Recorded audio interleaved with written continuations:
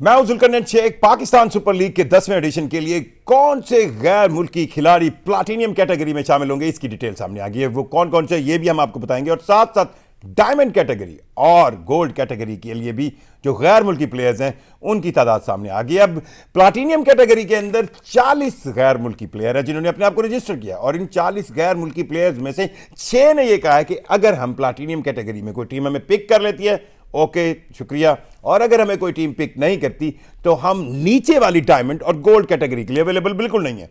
और इन 6 प्लेयर्स ने यह कहा है कि हमें सिर्फ प्लाटिनियम कैटेगरी के लिए रखा जाए। 34 प्लेयर ऐसे हैं जो प्लाटिनियम कैटेगरी में शामिल हैं, गैर मुल्की, लेकिन उन्होंने ये ऑप्शन दिया है कि अगर उनको प्लाटिनियम कैटेगरी में पिक नहीं किया जाता तो वो नीचे वाली डायमंड और गोल्ड कैटेगरी में अपने आप को अवेलेबल करेंगे।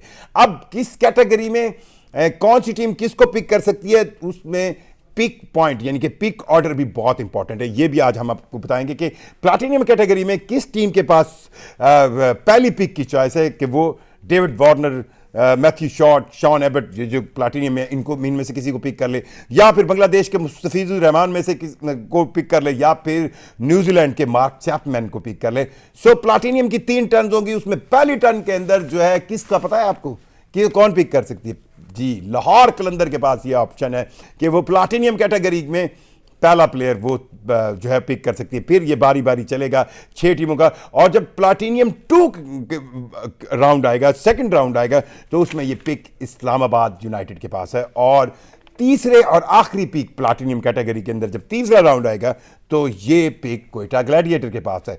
डायमंड कैटेगरी की बात करें तो डायमंड कैटेगरी के अंदर भी बड़े नामों ने अपने आप को रजिस्टर किया, लेकिन इस डायमंड कैटेगरी से पहले मैं थोड़े से आपको और भी नाम बता दूं जो प्लैटिनियम कैटेगरी से जो है वो प्लैटिनियम कैटेगरी में शामिल हैं, और वो वाकई दुनिया क्रिकेट में बहुत बड़े नाम हैं जिनको आप पाकिस्तान सुपर लीग के अंदर बहुत पुरजोश अंदाज में देखना चाहेंगे। इनमें Mujibur Rahman, Shakibul Hasan, Chris Lynn, Daryl Mitchell, Adam Milne, Tim Southee, Kusal Mendis, David Willey, Usman Khawaja, Zak Crawley, Jason Roy, Michael Bracewell, Alex Hales, ये सारे प्लाटिनियम कैटेगरी में शामिल है। और 40 गैर मुल्की प्लेयर हैं जो प्लाटिनियम कैटेगरी में, 87 गैर मुल्की प्लेयर हैं जो डायमंड कैटेगरी के अंदर शामिल है। और मुझे जो सबसे ज़्यादा अट्रैक्टिव नाम लगता है वो ऑस्ट्रेलिया के विकेट कीपर बैटर जी एलेक्स कैरी का लगता है, ये डायमंड कैटेगरी में। और डायमंड कैटेगरी में जो पहली पिक किस टीम की है ये भी बहुत इंपॉर्टेंट है। जी, किसकी है आप अंदाजा लगाएं। तो डायमंड कैटेगरी के अंदर पहली पिक जो है वो कराची किंग्स की है। कराची किंग्स डायमंड कैटेगरी के अंदर फर्स्ट पिक करेगी, और डायमंड कैटेगरी की सेकंड राउंड में जो पहली पिक है वो मुल्तान सुल्तान की है, और डायमंड कैटेगरी की तीसरी राउंड की पहली पिक जो है वो इस्लामाबाद यूनाइटेड के पास है। सो 87 गैर मुल्की प्लेयर्स ने अपने आप को रजिस्टर किया डायमंड कैटेगरी के लिए। अब बात करते हैं गोल्ड की। तो गोल्ड में 165 गैर मुल्की प्लेयर्स ने अपने आप को रजिस्टर किया। टोटल मैं आपको बताता चलूं, जो टोटल स्क्वाड रजिस्टर्ड हुआ है ड्राफ्टिंग के लिए 13 जनवरी 2025 की पीएसएल के 10वें एडिशन के लिए, वो 519 प्लेयर्स हैं जो 19 ममालिक से हैं जिन्होंने मुख्तलिफ कैटेगरी में अपने आप को रजिस्टर किया इस लीग के लिए। सो गोल्ड की कैटेगरी के अंदर भी 165 गैर मुल्की प्लेयर हैं, फॉरेनर प्लेयर्स हैं जिनको पिक किया जाएगा। और गोल्ड कैटेगरी के अंदर जो फर्स्ट पिक है वो पेशावर ज़ल्मी की है, सेकंड पिक जो है वो क्वेटा ग्लैडिएटर की, और थर्ड राउंड्स की कह रहा हूं।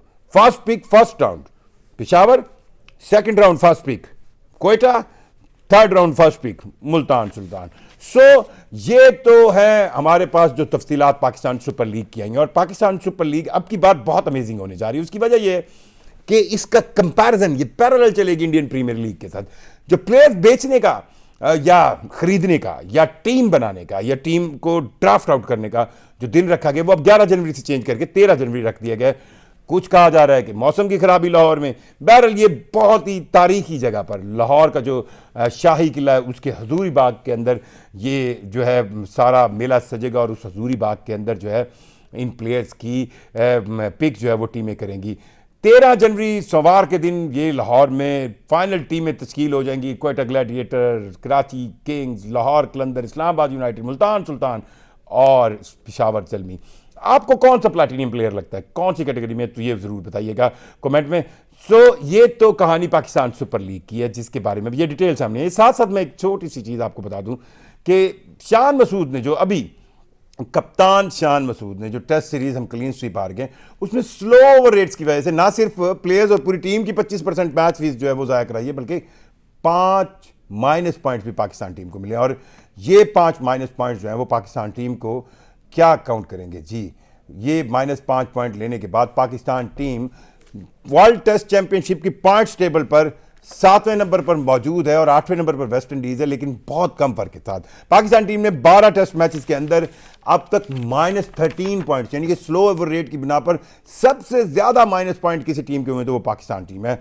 और ये 5 मिलाकर अब ये -13 हो गया। पाकिस्तान का इस वक्त पॉइंट्स टेबल के ऊपर एवरेज 24.31 जो है परसेंट है, जबकि वेस्ट इंडीज की टीम जिसने 11 टेस्ट मैच खेले हैं, एक भी स्लो ओवर रेट का माइनस पॉइंट नहीं है, वो 24.24 के साथ 8वें नंबर पर, बहुत कम मार्जिन है। सो जो वेस्ट इंडीज की टीम पाकिस्तान के अंदर आई है और ये 2 टेस्ट मैचेस खेलेगी, इसको आप ये ना समझिएगा ये डिसाइड करेंगे कि वर्ल्ड टेस्ट चैंपियनशिप की पॉइंट्स टेबल पर सबसे आखिरी टीम कौन सी है। क्योंकि अगर वेस्ट इंडीज इस टेस्ट सीरीज को जीत जाती है वो डेफिनेटली ऊपर आ जाएंगे।